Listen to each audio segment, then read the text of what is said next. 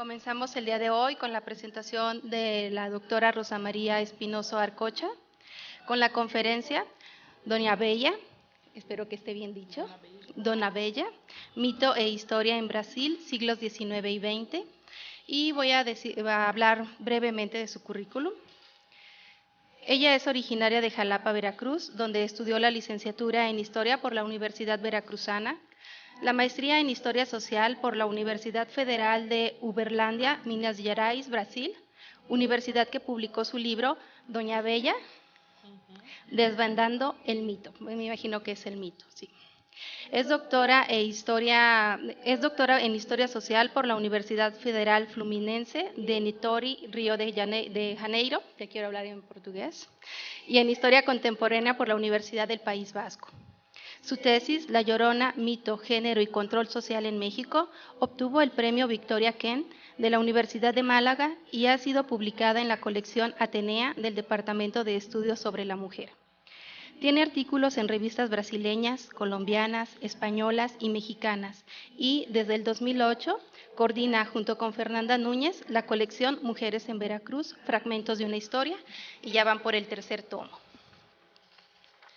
Es miembro del Sistema Nacional de Investigadores y actualmente profesora e investigadora del CULAGOS de la Universidad de Guadalajara.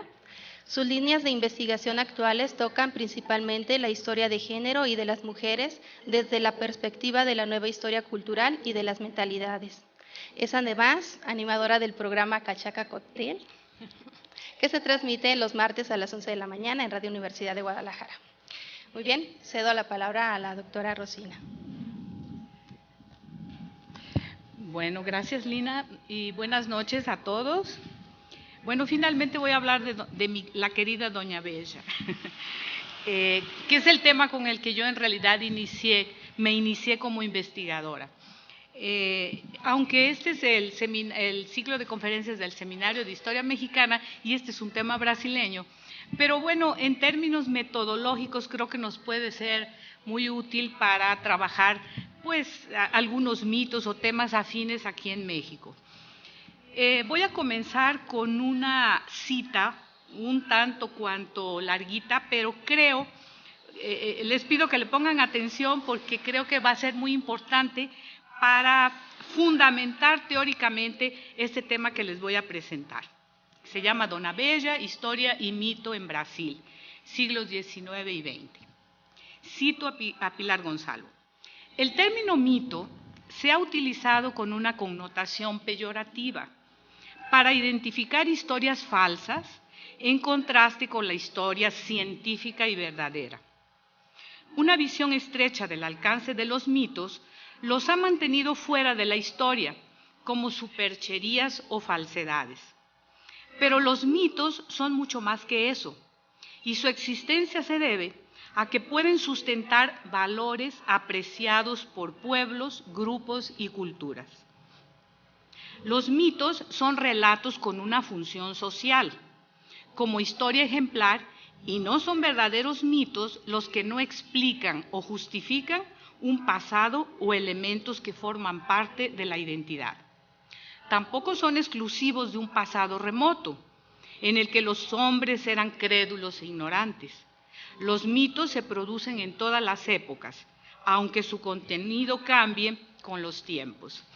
El historiador francés Girardet dice que los mitos aparecen siempre en tiempos de crisis, que pueden ser económicas, políticas, sociales y hasta en los desastres naturales. Él tiene una obra que se llama Mitos y mitologías políticas. Y bueno, ¿por qué esto? ¿Por qué comienzo así? Porque siendo yo una historiadora, no faltará quien extrañe que me esté ocupando de un mito. Los mitos hasta hace poco se consideraban exclusividad del campo de la antropología, ¿no? Y cito por ejemplo a Levi Strauss, que cuestionaba a los historiadores por ese extrañamiento y les preguntaba si cuando pensaban estar haciendo una historia verdadera, no estarían ellos mismos creando un mito, el mito de la verdad histórica. Y ahora sí comienzo con Dona Bella. En el año de 2000 apareció en Brasil el primer diccionario biográfico dedicado a las mujeres. Se llamó Dicionário Mulheres do Brasil, cuyo criterio para la selección de las mujeres que relacionaba fue, cito, su capacidad de representar la condición femenina típica de su tiempo y medio social. En la letra B aparece Dona Bella, el mito, no Ana Jacinta de San José, el personaje histórico. Y esto es comprensible. Del personaje histórico lo que trascendió fue su mito, por lo que la pregunta más frecuente en Brasil cuando se habla de ella es si realmente existió. Bueno, adelanto que sí existió. Y les voy a contar su historia, o mejor, la historia de cómo una mujer aparentemente irrelevante se transformó en uno de los personajes femeninos más conocidos del país. Pero para eso, y por una cuestión metodológica, tengo que comenzar por separar primero el personaje histórico y el mito, y después los tiempos y espacios que les corresponden a cada uno. El tiempo histórico del mito es el siglo XX, mientras que el tiempo histórico del personaje que lo inspiró es el siglo XIX. El espacio es el mismo para ambos, Araxá, una ciudad en la región del Alto Paranaíba, en el sudeste brasileño, en el actual estado y antes provincia de Minas Gerais. Y aquí les traje un mapita y se me olvidó mi apuntador. ¿Me traes mi bolsa, por favor? ¿Sí? Aquí está en rojo, en la parte roja, van ustedes a ver que es la región sudeste de Brasil y ahí dice Minas Gerais. Y si ven, Minas Gerais tiene una nariz. Parece que está metiendo la nariz entre los estados de Goiás y São Paulo, que son sus estados vecinos. Esto es muy importante y recuérdenle, esa nariz de Minas Gerais va a ser así como que clave en la construcción de ese mito. Bueno, pues, según el relato del mito, y les voy a contar el relato del mito, bastante abreviado, por cierto, Dona Bella fue una mujer famosa, bellísima, una cortesana, como dicen, que es eufemismo para prostituta de lujo. Era blanca, rubia, de ojos claros, a veces verdes, a veces azules, porque así la ponen en la literatura. Y en la adolescencia fue raptada por un hombre poderoso, un oidor, quien la educó, la hizo su amante y la enriqueció. En tal condición pudo ella convencerlo para que intermediara en la corte de Río de Janeiro la devolución a la provincia de Minas Gerais de un pedazo de su territorio, hoy llamado Triángulo Minero, esta nariz, y Alto Paranaíba. Ese territorio se lo habían cortado en el siglo XVIII para anexarlo a la vecina provincia de Goiás. Aquí está más detallado, ahí está el Triángulo Minero y Alto Paranaíba, arriba está Goiás y abajo está São Paulo. Bueno, ese pedazo es el que le cortaron a Minas Gerais. Aún según el mito, cuando el amante de Dona Bella fue llamado a servir en la corte de Río de Janeiro, él no podía llevarla porque él era un hombre casado. Entonces ella regresó a su pueblo, a Araxá, rica y poderosa. Se instaló en el centro del pueblo, en un palacete que se mandó a construir frente a la plaza principal, y desde ahí pasó a presidir la vida política y las actividades sociales del pueblo, siempre rodeada de hombres y de amantes, por lo que fue muy hostilizada por las señoras locales.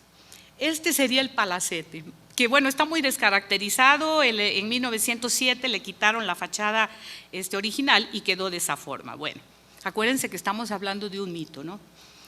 Bueno, pues las señoras del pueblo entonces, como ella ya se había perdido porque se la había robado el oidor, le tenían mucho coraje porque los señores todos pues frecuentaban su casa y, por ejemplo, en alguna ocasión le enviaron estiércol elegantemente envuelto para regalo con una tarjeta que decía: para la mujerzuela del oidor. Ella les respondió con un buqué de rosas y una tarjeta que decía: cada quien da lo que tiene. Se dice que Dona Bella detestaba a la gente de color, llegando al sadismo, pues se complacía en asistir personalmente los castigos que mandaba aplicar a sus esclavos. Se dice también que tenía una casa de campo en las afueras del pueblo llamada Chácara do Jatobá, famosa porque ahí recibía a los hombres que acudían de todas las partes del reino para admirarla y recibir sus favores. Ella, a su vez, los recibía con fiestas, banquetes, pero escogía solo a uno por noche para llevarse a la cama.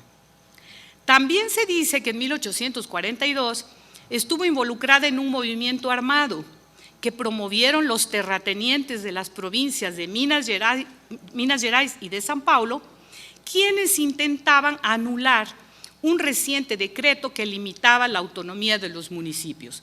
De hecho, en esta época, el poder de los terratenientes en el interior de Brasil era casi absoluto. Este evento le valió en el siglo XX el título de heroína de la Revolución de 1842. Siendo soltera, tuvo 2 hijas, la mayor con uno de sus amantes, que había sido su novio en la infancia antes de su rapto, y el gran amor de su vida. Se llamaba Antonio Sampaio, a quien, sin embargo, mandó a matar por venganza, por una paliza que éste le dio por celos. Se dice que la esperó cuando ella se dirigía a su baño diario en uno de los manantiales de aguas minerales que quedaban cerca del pueblo y a cuyas aguas ella debía su belleza. Fue juzgada y declarada inocente.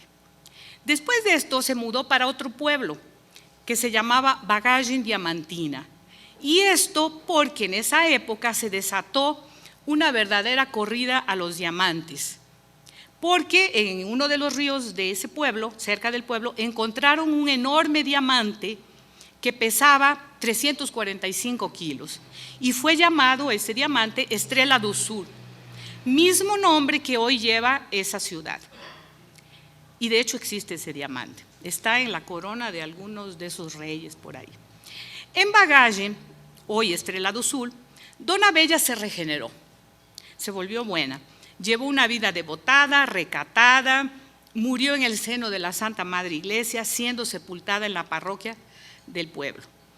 Fue amortajada, según su pedido en el testamento, con el hábito carmelitano. Pero este es el mito, contado aquí muy rápidamente, y en el que constan los elementos claves que después van a explicar el proceso de construcción de su propio mito. Las aguas minerales a las cuales ella debía su belleza, el rapto, el famoso triángulo la región del Triángulo Minero, etc. Este relato que les acabo de decir, ya con más o menos detalles, pues ya produjo muchos libros, incluso un libro psicografiado que yo presenté en el Museo de Dona Bella. El relato tiene elementos históricos, como ya les dije, solo que acomodados de forma que le pudieran dar legitimidad histórica a la ficción.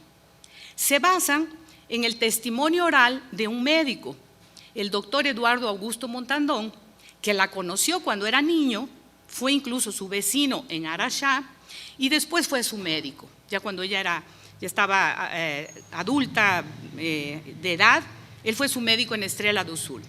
El doctor Montandón era una fuente fidedigna, estaba investido de la autoridad moral e intelectual que le confería el haber sido, además de médico, un político importante en la región, fue el último gobernador de la provincia de Goiás en el periodo monárquico hasta 1889, cuando se proclamó la República en Brasil. Pero ahora veamos la historia de ella, del personaje, y la historia de cómo se inventa este mito, cómo se construye ese mito.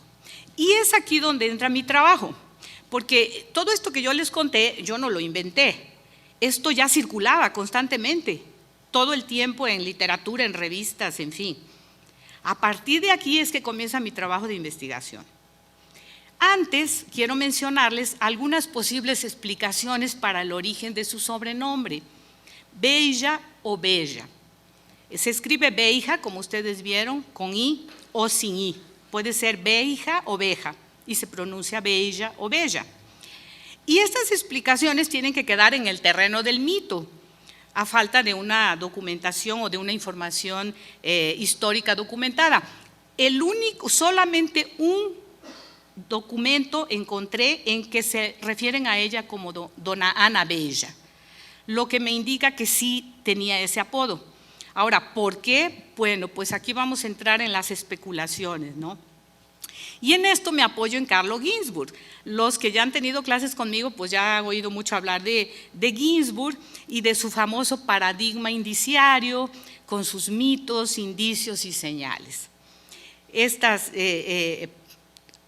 Quien conoce a Ginzburg o ya lo ha leído, pues verá que estas explicaciones pues no dejan de ser bastante sugerentes. Bueno, se dice que Bella, sin la I, se refería a la ciudad portuguesa de Beja.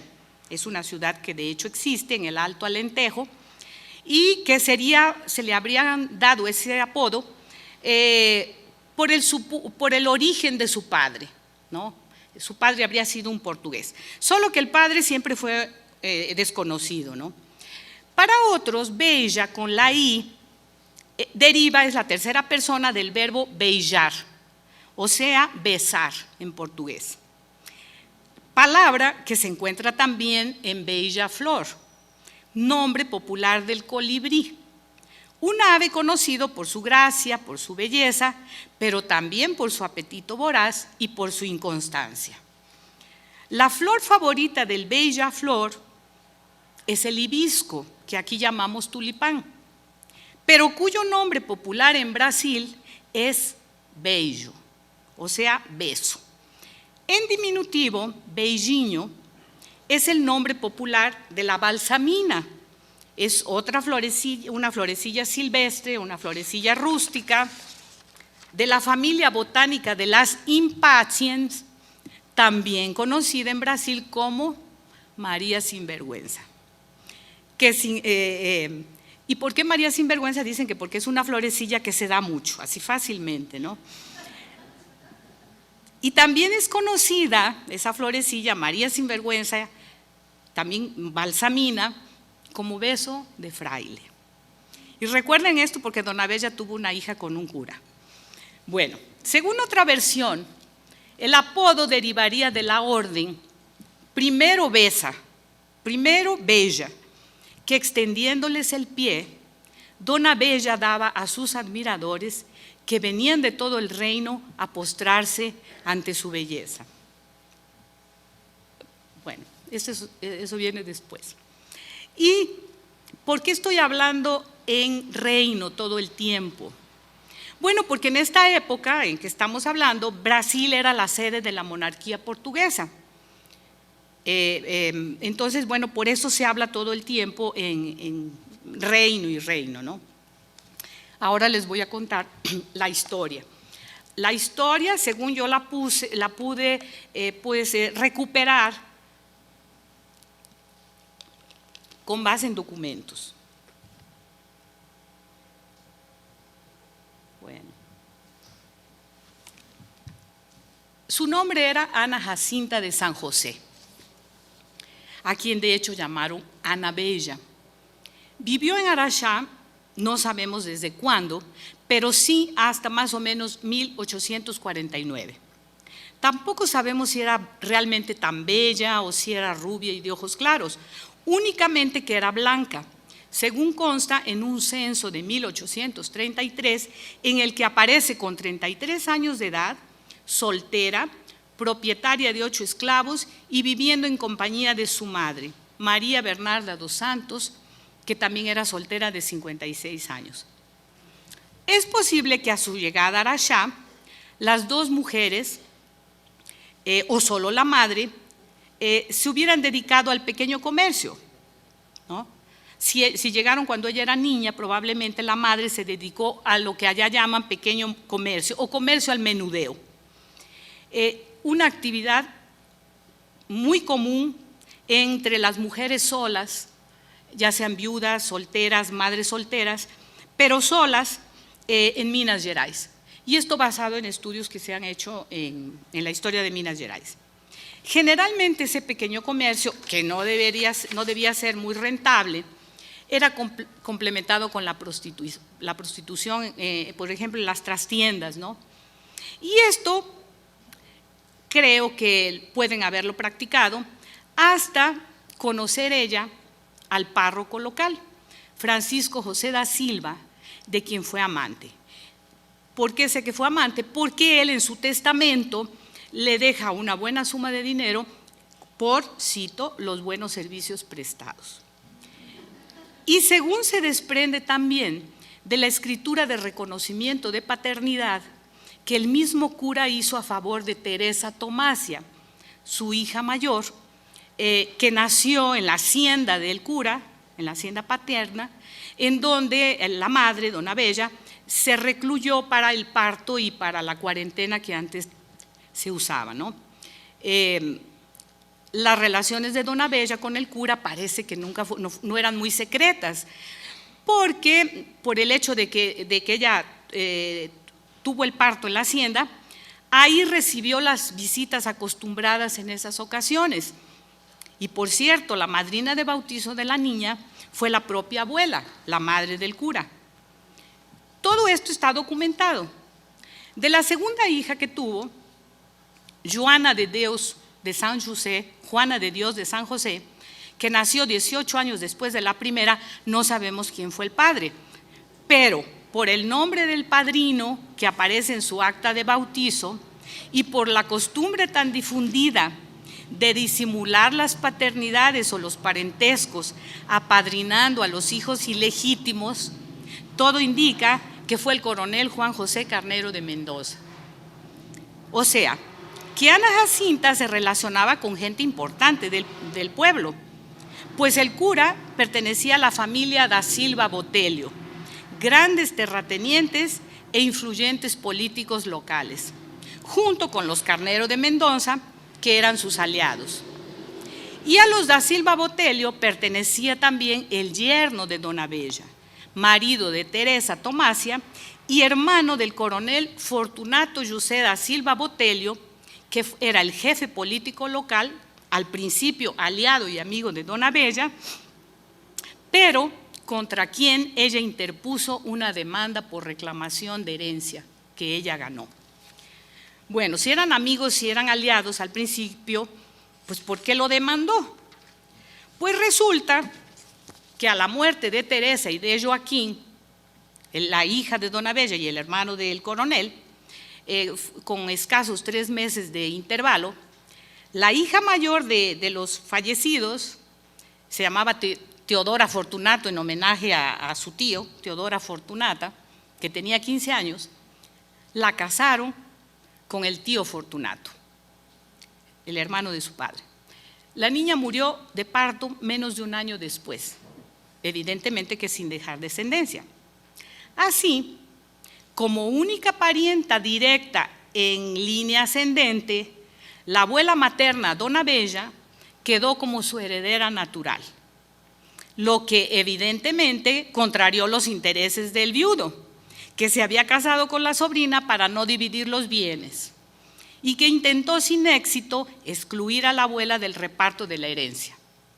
Como ya dije, ella, que era analfabeta, pero nada tonta, le interpuso una demanda que se arrastró por casi 7 años, pero que ganó en todas las instancias. ¿Cómo se dice? La sentencia final fue firmada por el propio emperador. En mi opinión, es justamente este evento el que le confirió a dona Bella su carácter mitogénico y no su transgresión moral a la que siempre se le atribuyó. Y explico. Dice el historiador Peter Burke que existen personas mitogénicas o más susceptibles de volverse mitos por reunir ciertas características de los estereotipos de los héroes o de los villanos vigentes en la sociedad a la que pertenecen. Eso contribuiría para que estas personas se queden plasmadas en la memoria colectiva. En mi opinión, en el caso de Ana Jacinta, su condición mitogénica derivaría más de esta demanda que le ganó a un hombre poderoso que al hecho de haber sido una mujer libre, amante de un cura, madre soltera o incluso prostituta, como siempre se ha querido ver. La prostitución entre las mujeres solas y pobres, las uniones libres con curas, la maternidad fuera del matrimonio no eran cosa rara en el Brasil colonial, al contrario, era lo más común y hay estudios sobre ello. Ahora, lo poco común en este caso era que una mujer en tales condiciones interpusiera una demanda judicial a un hombre poderoso y lo derrotara legalmente. Claro que a estas alturas, pues ella ya no era precisamente una mujer pobre, pero era una mujer. Y se enfrentó con un hombre poderoso y lo derrotó. Ahora, la cuestión que siempre me intrigó y que constituyó a mi problemática cuando inicié mi investigación, era cómo y por qué una sociedad rural de bases económicas eminentemente ganaderas, y que por cierto me recuerda mucho a la sociedad de aquí, muy católica, conservadora, patriarcal, cómo una sociedad así escoge una figura femenina tan inadecuada y hace de ella su mito identitario. Araxá en Brasil es conocida como la ciudad de Dona Bella. ¿Cómo había ocurrido que ese potencial mitogénico que tenía ella hubiera sido usado en el siglo XX, más precisamente en 1913, por los dueños y redactores de un periódico local que se llamaba El Correo de Araxá? Cuando estos señores se propusieron escribir una historia de su ciudad, que hasta entonces, decían ellos, no tenía historia. Una pista me la dio Ángel Rama, que fue un intelectual uruguayo bastante importante, tiene un libro que se llama, bueno, uno de sus libros se llama La ciudad de las letras, y Ángel Rama decía que forma parte de las estrategias de las clases medias intelectualizadas apelar para figuras marginadas del pasado para habilitarse en el juego del poder. Esto ante procesos incompletos de independencia y ciudadanía. Con base en eso, podríamos explicar la presencia de Dona Bella en Araxá, pero había que probarlo, ¿no? Y es aquí donde entran en juego tres factores que identifiqué como determinantes para el surgimiento del mito y que tienen que ver con aquellos momentos de crisis que decía Girardet y que menciona como propicios para el aparecimiento de los mitos. Y aquí empieza la historia de Dona Bella, ya se las conté, pero aquí empieza la historia de cómo se construye ese mito. Primero, el primer factor que yo identifiqué, la necesidad de afirmación política de un grupo de oposición local formado por profesionistas universitarios de la clase media urbana, a quien yo llamo de letrados, entre los cuales estaban los dueños redactores del periódico que ya les mencioné y que se oponían a la hegemonía de la oligarquía rural, representada por los coroneles. Recuerden que les decía yo que desde el siglo XIX hasta esta época el poder de los terratenientes en el interior de Brasil era absoluto, ¿no? A los terratenientes allá se les llama coroneles hasta hoy. Para ello, estos letrados urbanos se valieron de un evento coyuntural, la cesión al gobierno del Estado de unos manantiales de aguas minerales a los cuales la ciudad debía su nacimiento y existencia. Más adelantito les cuento cómo.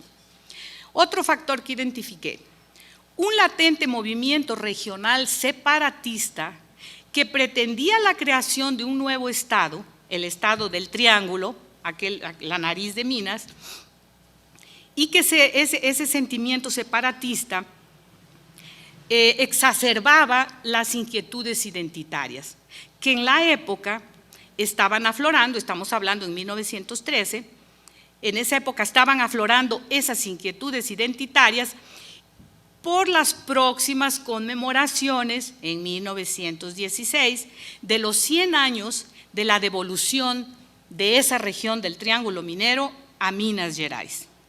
Ven cómo todo va girando alrededor de esta cuestión de la región del Triángulo Minero.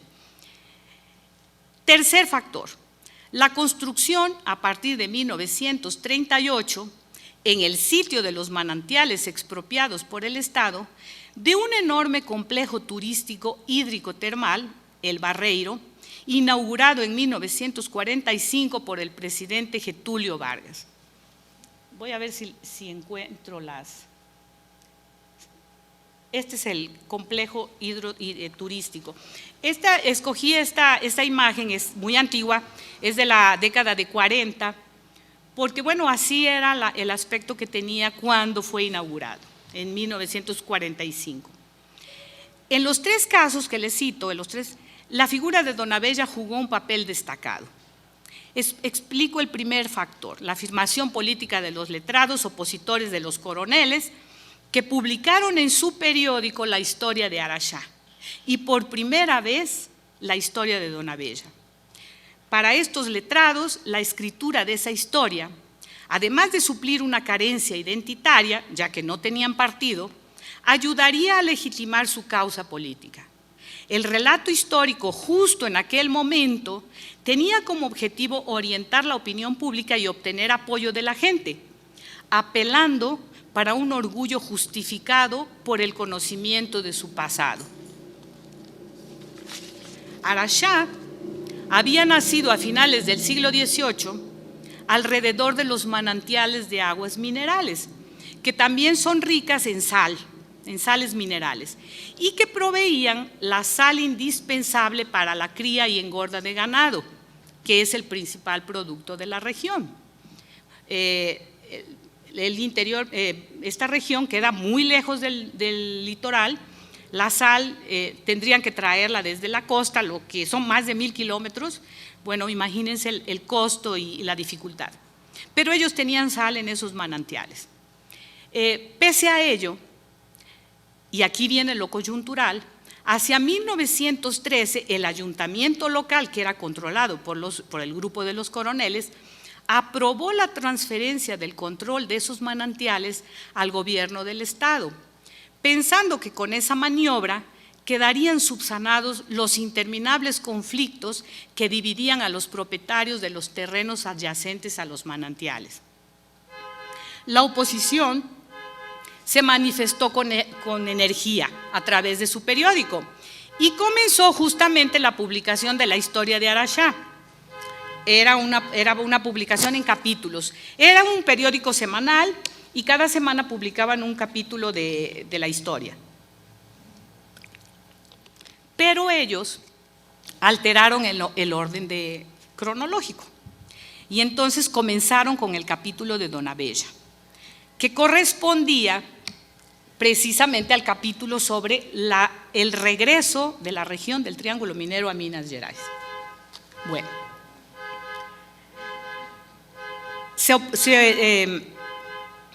la oposición, como les digo, se manifestó con toda energía contra la cesión del control de las fuentes al gobierno del Estado, ¿no? Y entonces en ese momento empiezan a publicar su historia.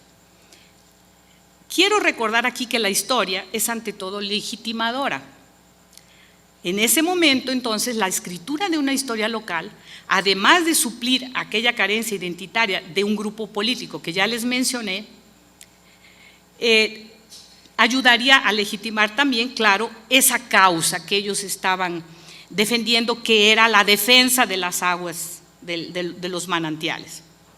A Don Abella la incluyeron en uno de los primeros capítulos, el correspondiente a la devolución a Minas Gerais del Triángulo Minero, aquella región que había perdido para la vecina provincia de Goiás. Pero un detalle, los autores de la historia mantuvieron su nombre en secreto para despertar la curiosidad de los lectores y vender más periódicos.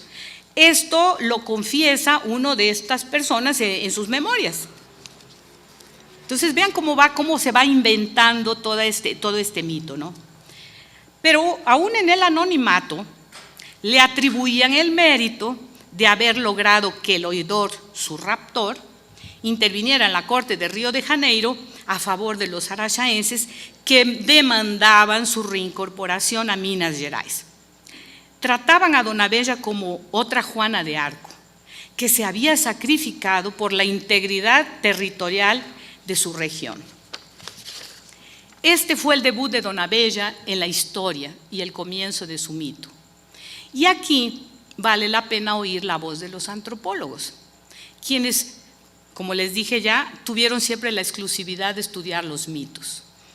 En el plano simbólico, dice un antropólogo, que en el momento del surgimiento de su mito, Dona Bella representaría las aguas, a las que la ciudad de Araxá debía su existencia, pero que estaba perdiendo para un poder supralocal, el Estado, representado en el plano simbólico por el raptor de Dona Bella. Así, y si en algún momento ella, que debía su belleza a las aguas, se había perdido por la acción de un hombre poderoso, podría ahora reivindicarse como la persona que posibilitó a su región recuperar su integridad territorial. Pero regresando al plano histórico, y de acuerdo nuevamente con Ángel Rama, ¿se acuerdan que les dije que invocar en aquel momento a una figura femenina marginal e inadecuada para personificar a la figura del héroe, o en este caso a la heroína, aun cuando se tratara de una sociedad patriarcal, sería mucho más convincente que la invocación de una figura correcta y adecuada? Una figura correcta se identificaría con el orden que se quería derribar. Lo mismo ocurriría con alguna de las figuras masculinas del pasado, que eran todos coroneles, ¿no? Y que eran los principales interesados en mantener ese orden. Y no que los letrados fueran ajenos a los coroneles, en realidad eran sus sucedáneos, como un sector de la clase media urbana que antes fue rural, pero que junto con las tierras fue perdiendo paulatinamente el poder. En realidad estos universitarios, estos letrados, eran todos hijos de antiguos coroneles, solo que habían ido a estudiar, habían ido a la universidad y pues habían perdido las tierras. Entonces se volvieron urbanos y se volvieron entonces opositores al poder de los coroneles. Así que siguiendo en el plano histórico, entramos al segundo factor, que eran las inquietudes identitarias regionales que afloraban en aquel momento en Araxá, cuya élite intelectual o letrada reclamaba para su ciudad ser la sede de la magna feria regional con que se celebraría el centenario del regreso del Triángulo Minero al Estado. Apoyaban sus pretensiones con el argumento de que había sido una araxaense, Dona Bella, la que había logrado tal hazaña.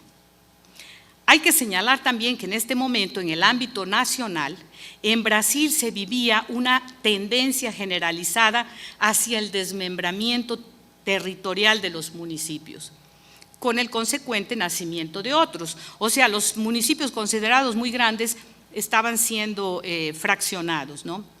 En el caso de Araxá, que tenía un territorio muy amplio, le habían quitado tantas partes de su territorio que quedó reducida a la sede municipal.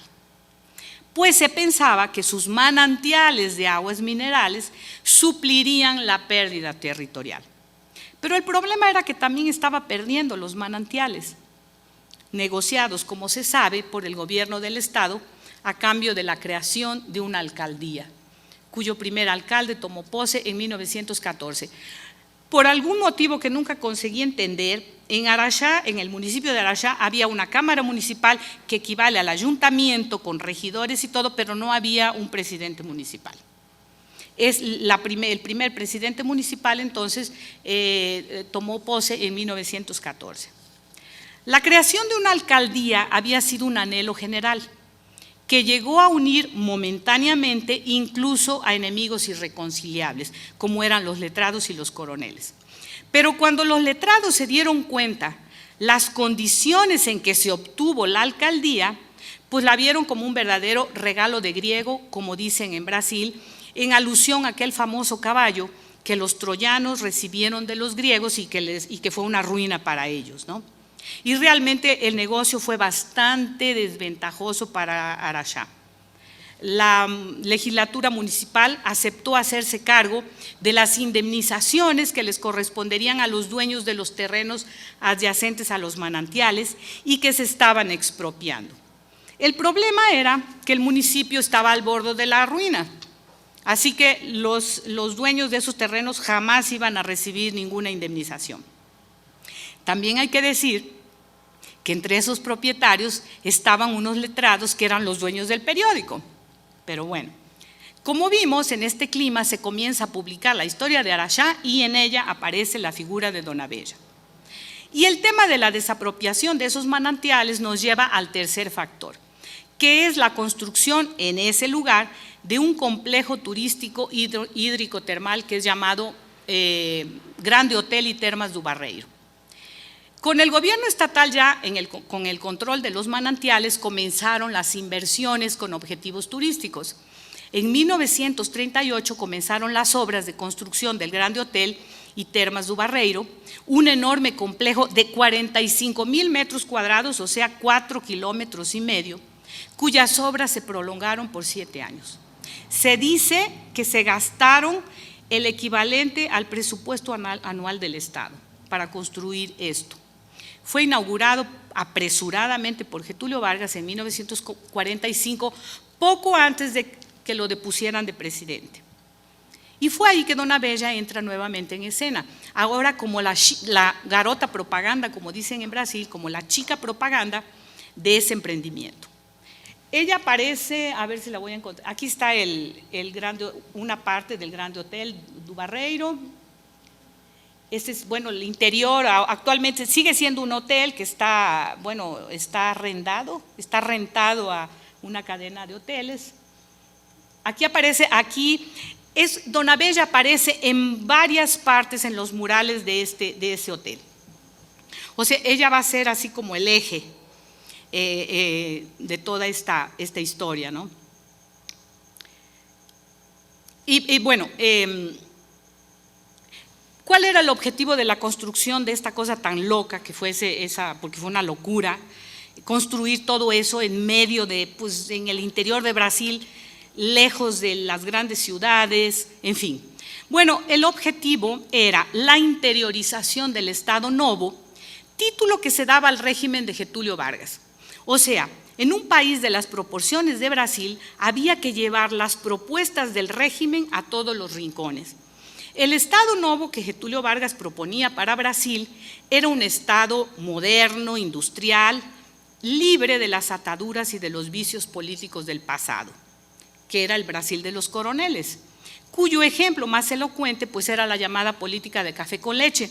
Yo no sé si ya han oído hablar de esa famosa política del café con leche. Desde la proclamación de la República en 1889, los estados de Minas Gerais, que es productor de leche, es ganadero, y el estado de São Paulo, que es productor de café, se alternaban para nombrar los presidentes. O sea, eran los dos estados que controlaban la política en Brasil. Por eso llamaban política de café con leche. Bueno, el Estado Novo de Getúlio pues quería acabar con esto, con esos vicios, ¿no?, del pasado, ¿no? Pero para eso tenía que llevar sus propuestas pues a todos los rincones de Brasil, que es enorme. Entonces, proponía también la creación de una cultura nacional, una cultura a través de la cual se establecería la forma como se debería ver y pensar oficialmente Brasil. Y entre sus estrategias estaba la recuperación de figuras y temas de la tradición oral y de la cultura popular. Esto no es nada nuevo. El recién fallecido historiador Hobsbawm ya nos lo muestra en una de sus obras, Naciones y Nacionalismos, y nos dice que precisamente la construcción de los nacionalismos prevé ese tipo de estrategias, ¿no? Y que quedan muy bien reflejadas en las propias paredes del Grande Hotel. Y aquí tenemos a Dona Bella, es una figura de la tradición popular que la van a traer de nuevo, ¿no? Estas paredes, bueno, pues también tiene escenas de las Amazonas, en fin, muchas escenas de la tradición popular. Hay una fuente que está Bueno, esta es una estatua, el prototipo de una escultura que estaba planeada para colocarla enfrente del Grande Hotel. Es Dona Bella, se llama Dona Bella y seu pajem. Seu pajem, o sea, su acompañante, la persona que la acompañaba siempre, ¿no? Bueno, deja ver si regreso un poco a la…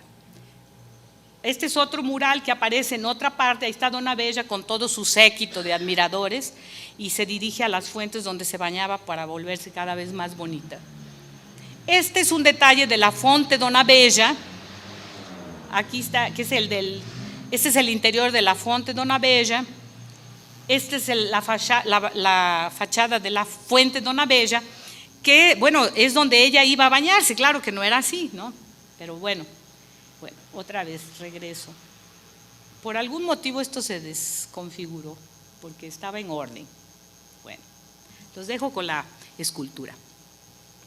Bueno, pues durante el periodo que duró la construcción de todo este complejo turístico, hubo una campaña, pero bastante fuerte, en los periódicos y en las revistas de circulación nacional, que no dejaron de publicar noticias. Bueno, una de las características del gobierno de Getúlio Vargas es que tenía un sistema de publicidad y muy eficiente, de propaganda. Tenía incluso un departamento de propaganda que se encargaba de estar siempre difundiendo todas las cosas que él hacía. Cada película que se pasaba en Brasil, cada sesión de cine que comenzaba, siempre tenía antes un documental contando las últimas noticias y las últimas obras que había hecho Getúlio Vargas, ¿no? Entonces, igual en los periódicos y en las revistas, siempre se estaba publicando que se estaba construyendo este magnífico complejo turístico, ¿no? Y claro que siempre salía a relucir la figura de Dona Bella, ¿no? Entonces se contaban sus historias, se contaban sus amores, pero todo, claro, basado en el mito que ya les conté, ¿no? Ahora, se trataba esta construcción de un emprendimiento turístico dirigido a la clase media y a la clase alta. En ese sentido, pues una figura tan glamurosa, escandalosa, pues era bastante útil para vender recreación, productos de belleza y salud. Porque con estas aguas y con el lodo negro que hay en el fondo de estas, que eran como unos charcos, pues se hacen jabones, se hacen cremas, bueno, productos de belleza. Getúlio Vargas fue depuesto del poder después de la inauguración del Grande Hotel, que además de las termas, contaba con un casino en el que se daban cita las élites políticas y empresariales del país. Para facilitar la llegada de esta clientela a un lugar tan alejado de las grandes capitales, se creó incluso una línea aérea para la que se construyó un aeropuerto. Y de hecho, cuando yo me fui a vivir a ese pueblo, a esa ciudad, en 72, todo mundo, eres mexicana, y me preguntaban si yo había conocido a Getúlio Vargas, ¿cómo se llamaba ese que tenía un mechón blanco aquí, que cantaba canción?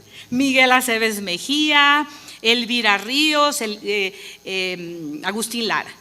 Porque en ese hotel, que era lujosísimo, pues los shows y los espectáculos eran internacionales. Y en la época, pues los artistas mexicanos estaban en alta, ¿no? Estos nombres que les acabo, ustedes no se han de acordar, algunos colegas aquí sí, pero los más jóvenes no. Bueno, en el terreno de la literatura, hacia los años 50, comenzaron a publicarse varias novelas, supuestamente históricas y biográficas, sobre Dona Bella, y ayudaron a consolidar su mito. Varios autores, entre ellos, por ejemplo, uno que escribió La vida en flor de Dona Bella, pero era un médico. No eran escritores de carrera, eran aficionados. Uno era médico, otro era abogado, en fin. Entre estos, por ejemplo, aquí está, por ejemplo, Dona Bella, a feiticeira do Araxá. Dona Bella, la hechicera de Araxá. De un autor que era un abogado de Río de Janeiro y que incluso hicieron varias versiones en cómics. Y aquí la dibujan, la pintan, ¿no? Como les gustaría que fuera, ¿no? Rubia, así, ojos muy bonitos. Y bueno, con una connotación bastante erótica ya en el interior de las páginas que eran en blanco y negro, ¿no? Hacia la década de los 60, ya sin tener un casino, porque el casino lo habían clausurado, el presidente que le sucedió a Getúlio Vargas, cuya esposa se dice que era muy religiosa, prohibió los casinos en Brasil. Y ya no volvieron, hasta hoy los balnearios siguen pidiendo cada vez que hay una reforma constitucional que se vuelvan a aprobar los casinos, porque se considera que, bueno, esto generan recursos para los lugares turísticos, ¿no? Pero bueno, hacia los años 60, de la década de los 60, aún sin casino, ese hotel todavía todavía conservaba mucho de su glamour, ¿no? Pero ya no por el juego, ya no porque había juego, sino por una cosa que se llamaba crenoterapia, que es la terapia a través de las aguas minerales. Esto fue muy, muy difundido en Europa, pues yo creo que en todo el siglo XIX, las familias se trasladaban a los balnearios, a donde habría aguas termales, y ahí pasaban temporadas. En Brasil se llamaba hacer temporada de baños. Y de hecho venían las familias clase media, clase alta, y se instalaban por un mes y medio en esos balnearios, haciendo la estación de aguas, como ellos decían, ¿no? Bueno, pues resulta que hacia 1960 aparece otro hombre poderoso en la historia de Donabella. Y este se llamó Assis Chateaubriand. En realidad no era ese su nombre, él se puso ese nombre porque era admirador de Chateaubriand. Bueno, pues Chateaubriand era el propietario todopoderoso de los periódicos y emisoras asociadas.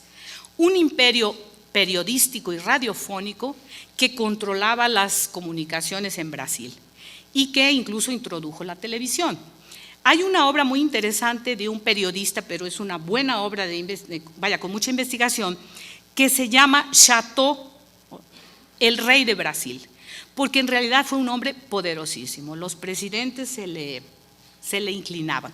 Pues resulta que a este hombre le dieron varios embolias, se quedó paralítico del cuello para abajo, y en su intento desesperado por curarse de esto, o por al menos mejorar un poco su estado, se va a Araxá, al grande hotel, a hacer una estación de aguas, una terapia de aguas. Ahí oye hablar de la historia de Donabella y se encanta con la figura y resuelve construirle un museo. A ver si encuentro el museo. Ahí está. Compran esta casa y empiezan a decir que fue la casa de Donabella. Bueno, como era todo muy poderoso, manda a llamar al presidente del Banco do Brasil y le dice: necesito dinero, porque nunca hacía las cosas con el dinero de él, pero obligaba a hacerlo, y mandan gente a comprar muebles y cosas de época, y hacen todo, montan este escenario y lo presentan como siendo la casa de Donabella con sus muebles y todo, ¿no?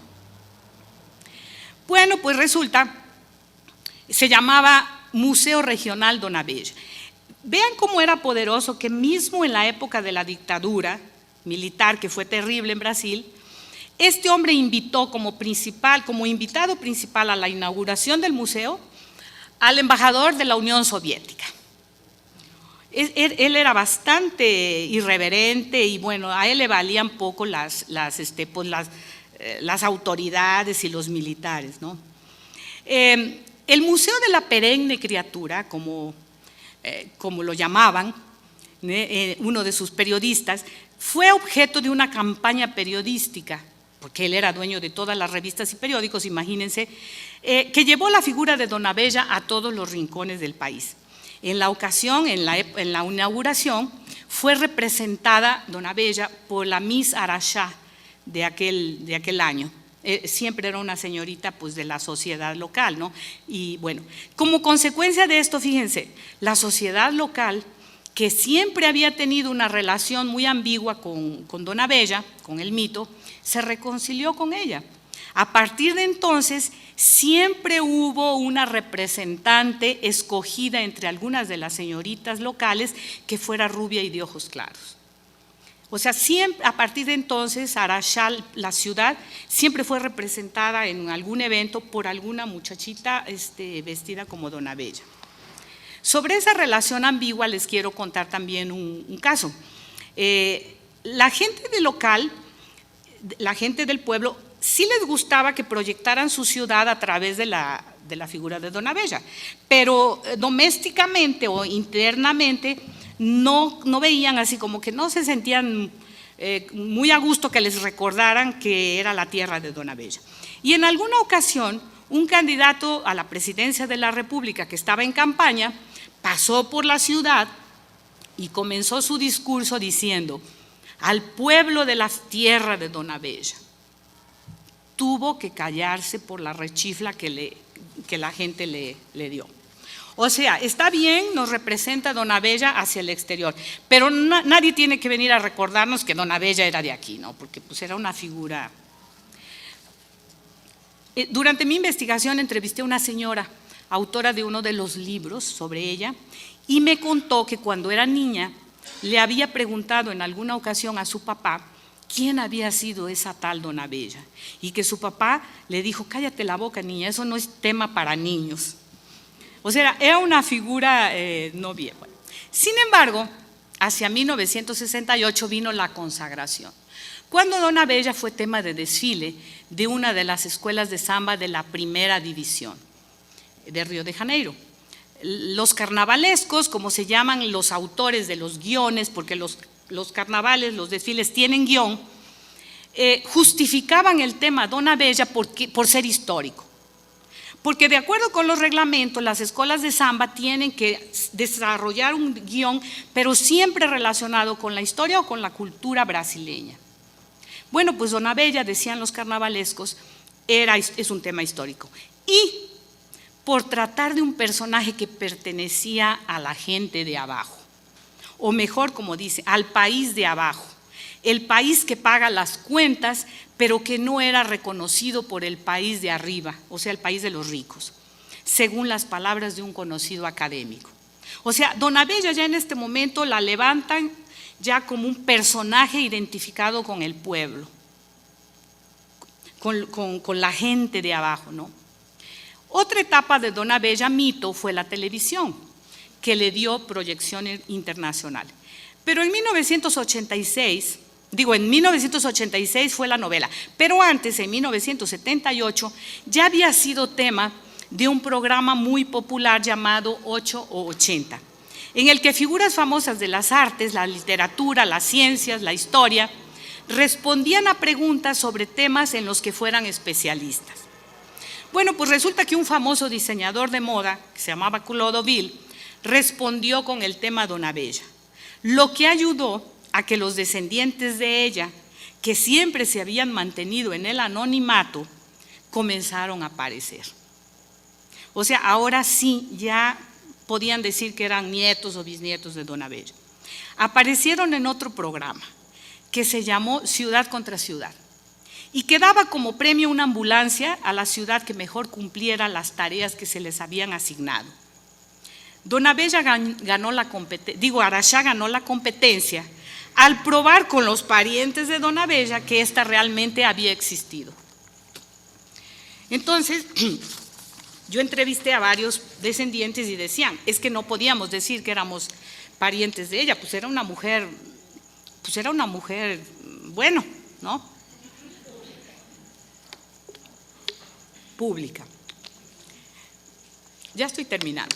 Entre 1975 y 76, el uso político del mito Dona Bella se va a percibir perfectamente en un tríptico turístico que el gobierno municipal hizo circular.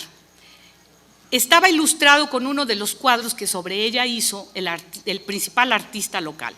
En él se puede ver a Dona Bella cabalgando libre y suelta en un caballo blanco, teniendo como fondo el paisaje típico de la región. A ver si la encuentro aquí. Ahí está.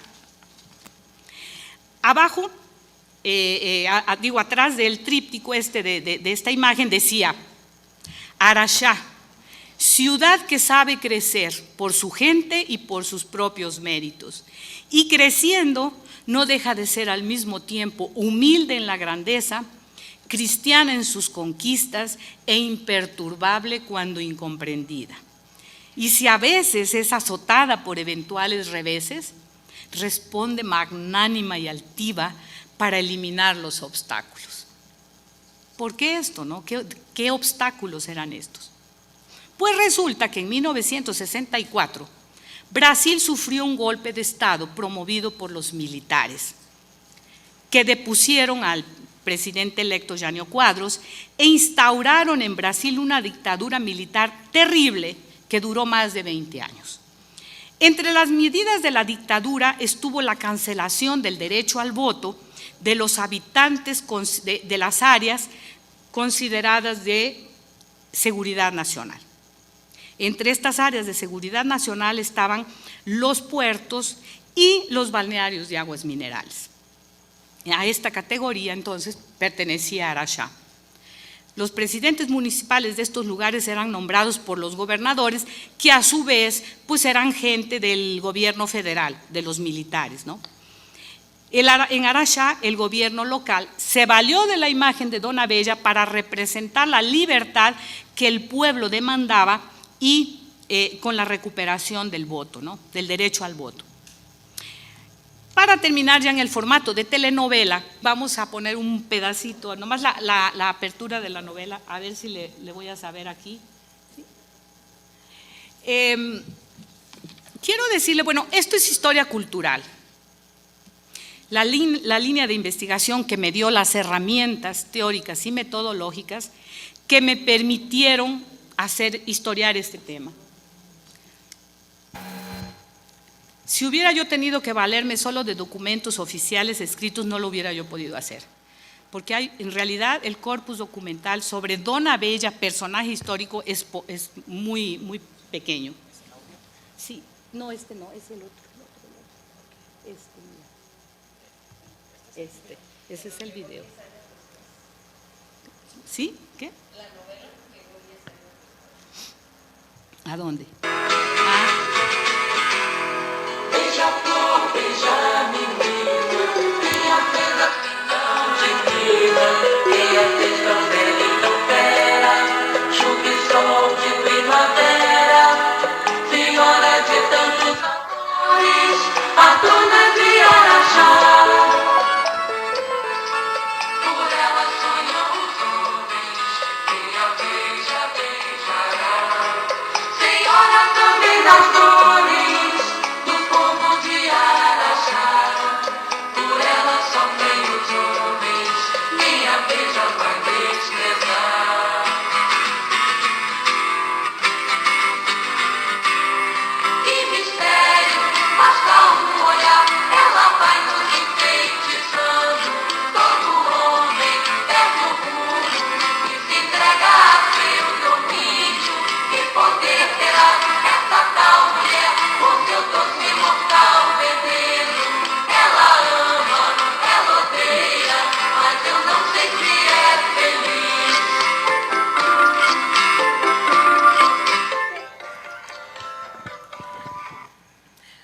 Bueno, pues esto, como les decía, esto es historia cultural, una historia, una línea que nos permite usar todos estos recursos, literatura, usar la televisión, la iconografía, en fin, es la historia que nosotros, bueno, la línea que nosotros hacemos aquí en el Centro Cultural y que, pues, como ven, temas que antes se considerarían exclusivos, por ejemplo, de la antropología, o al menos no propios para la historia, ahora podemos trabajarlos pues con todos estos recursos que nos ofrece la historia cultural. También quiero decirles que durante mi investigación de este tema, pues como que el tema de Dona Bella se fue haciendo algo personal, porque es parte de la historia familiar de mis hijos. Porque esto lo fui descubriendo. Resulta que varios de los personajes involucrados pues forman parte de esa historia familiar, ¿no? Por ejemplo, la abuela paterna de mis hijos es tataranieta del coronel Fortunato, aquel que ella derrotó ante los tribunales, ¿no? En alguna ocasión yo le pregunté si su abuela de ella hablaba de Dona Bella, y me dijo: es que en la familia no nos gusta hablar de esa mujer, que fue una aventurera que le robó el dinero a mi tatarabuelo. Bueno, es la forma que la memoria familiar tradujo ese proceso que ella le movió. Ella no le robó, ella le movió un proceso de reclamación de herencia y le ganó, porque tenía derecho. Pero en la memoria familiar esto se transformó pues en un verdadero atraco, ¿no? El doctor Eduardo Augusto Montandón, que fue el mentor intelectual de toda esta historia, pues era el tatarabuelo de mis hijos. Entonces, o sea, todo esto esa historia de Dona Bella pues va bastante entrelazada con esto, y bueno, pues esto lo fui descubriendo y no dejó de tener también su emoción, ¿no? Y bueno, les agradezco la atención. Antes quiero, el maestro, el doctor Emilio Segovia, me está pidiendo, los está invitando a todos ustedes, está invitando a todos ustedes a la próxima sesión de ópera, ¿no?, de video ópera, que tendrá lugar, bueno, se llama Elixir de Amor, de Caetano Donizetti. Es la ópera más divertida. Será presentada y comentada por el doctor Emilio Segovia el jueves 25 de octubre a las 8 de la noche en la Galería Santiago. Y bueno, pues con esto me despido y les agradezco que hayan venido.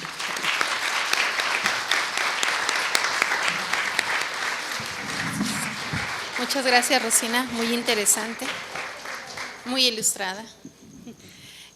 Bueno, inicia la ronda de preguntas. Si alguien tiene alguna pregunta, es el momento. ¿No? ¿Todo quedó claro? Sí.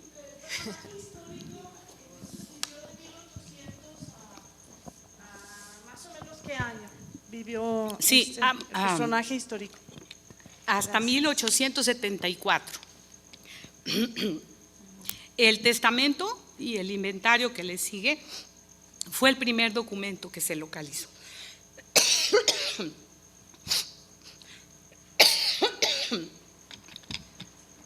Esa es mi tos de estimación.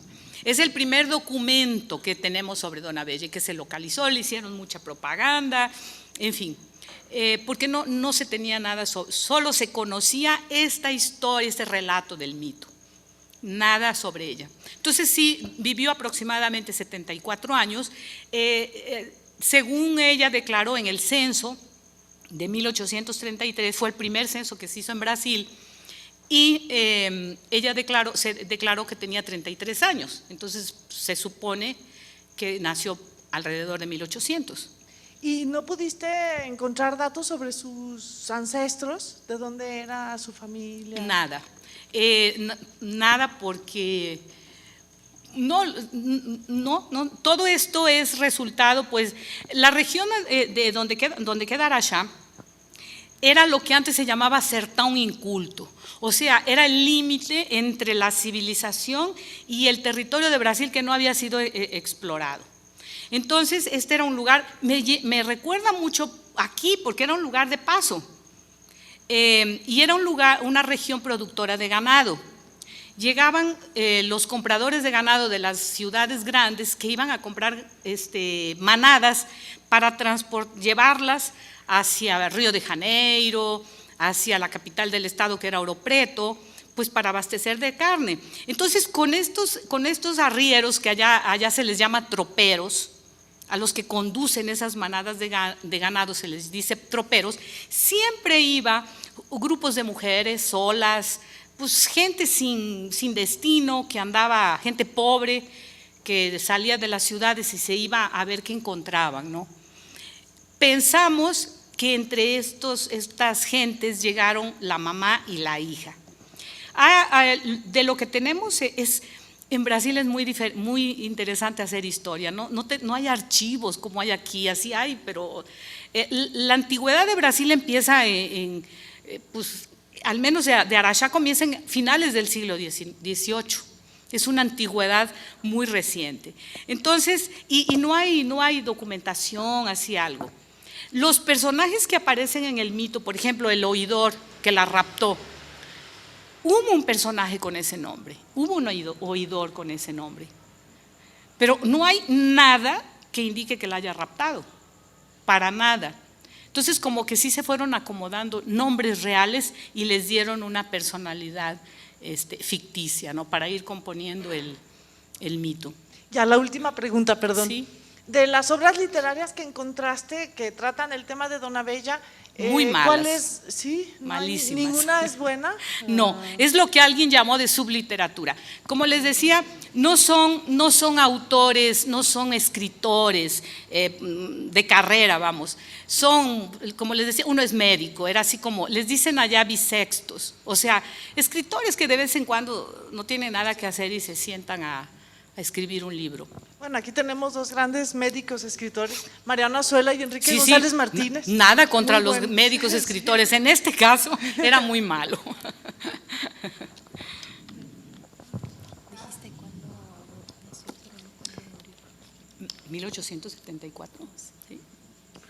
Rosina, me causa un poco de extrañeza que siendo un personaje tan connotado, tan popular, tan llevado y traído por todos sitios, no haya habido un pintor que haya hecho un buen retrato de ella, como ha sucedido con los grandes personajes, inclusive con los personajes mitológicos, ¿verdad? Bueno, un pintor que haya hecho un retrato de ella en vida.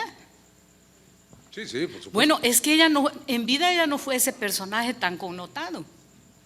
En vida ella fue una mujer X, que el único mérito que hoy le podemos ver es haberle hecho una demanda a un hombre poderoso para reclamar su derecho y que le haya ganado. Esa es mi lectura.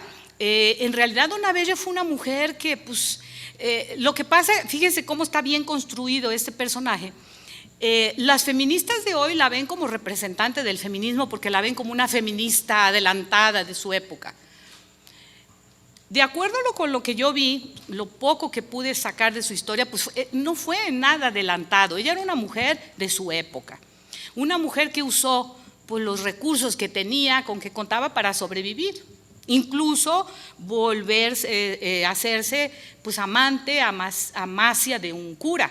El cura tenía lana, tenía dinero, seguramente él le hizo esa casa donde vivía, porque al fondo vivía él, porque bueno, hay muchísimos detalles que comencé a descubrir y bueno, fue una de las formas de sobrevivir. Seguramente era una mujer lista porque sabía hacerse de amistad con pues, la gente importante, pero ni siquiera su participación en ese movimiento armado, en esa revolución, no está probado. Hay un proceso contra los involucrados en esa revolución, porque perdieron, para nada aparece ella. Entonces la fama y el mito la adquirió a posteriori. ¿Realmente? Sí, en 1913, cuando estos letrados deciden hacer una historia de Araxá, porque decían que no tenía historia, y ahí la incluyen en uno de los capítulos, pero totalmente inventada. Ahora, lo interesante es que esto haya sobrevivido. Vaya, siga y sigue y sigue y es recurrente. Porque, por ejemplo, en los periódicos locales, cuando no tienen noticia que poner, sacan alguna historia de Dona Bella. Eso me lo confesó el propio director del periódico. Es que es un tema que atrae. Después que me vine, la novela esta fue en 1986. Bueno, hace 2 años hicieron otra versión de la novela. Y en 1999, otra escuela de samba de Río de Janeiro hizo un carnaval en el cual uno de los personajes era Dona Bella. Ya no era la única, pero era uno. Entonces hay películas, en fin, es un personaje que encanta pues a todos y siguen trayéndola siempre. Cuando yo empecé mi trabajo, un alumno me preguntó si me iba yo a mudar de Araxá. Yo daba clases en la universidad, en el centro universitario, yo no había pensado mudarme de allá. Y le pregunté por qué y me dijo que yo creo que me iba yo a tener que mudar. porque originalmente el libro se iba a llamar Dona Bella, la desconstrucción del mito. Y ellos entendían algo así como la destrucción del mito, ¿no? Entonces, pues, es una figura, hoy es una figura muy querida de los araxaenses, antes no. Bueno, ya se ha escrito tanto sobre ella que yo creo que valdría la pena que exhortaras a tus alumnos aquí presentes a que escribieran su propia historia sobre esta mujer, ¿verdad? Pues sí, seguramente. Bueno, lo que sí me causó mucha extrañeza, yo fui contratada para hacer, cuando yo le digo a mis alumnos que uno no escoge los temas, que los temas nos escogen, a mí me escogieron.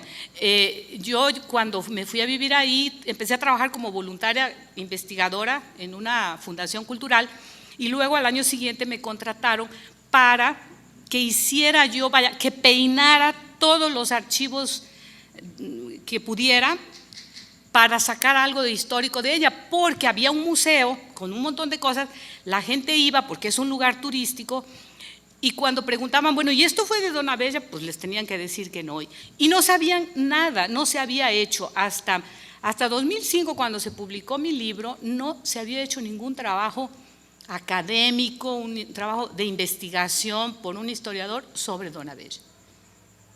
O sea, todo hasta entonces se giraba alrededor de ese mito, de esas historias.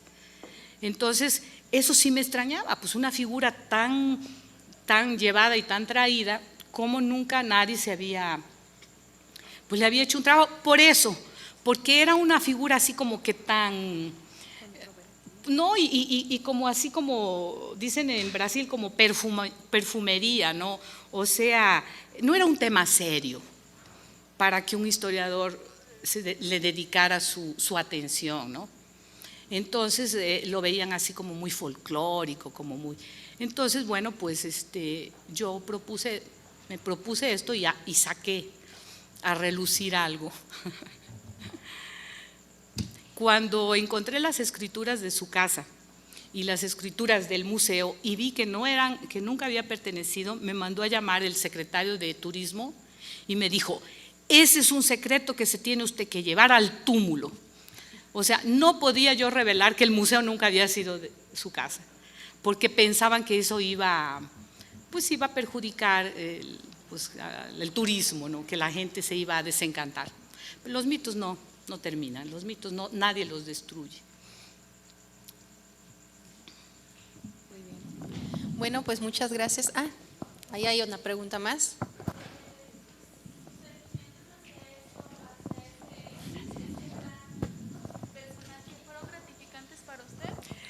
Mis sentimientos.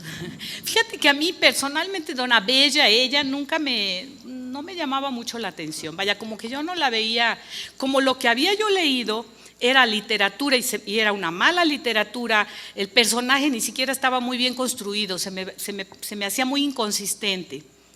Me agrada más la persona que el personaje histórico. Quiero imaginarle una mujer voluntariosa, una mujer luchona. Tuvo 2 hijos siendo soltera, debe haber sido inteligente, ingeniosa, supo rodearse de gente importante. Creo que el personaje histórico que yo traje que emergió de esta investigación es mucho mejor que el personaje del mito. ¿Sí? ¿Alguien más? Bueno, muchas gracias a ustedes, a la doctora Rosina.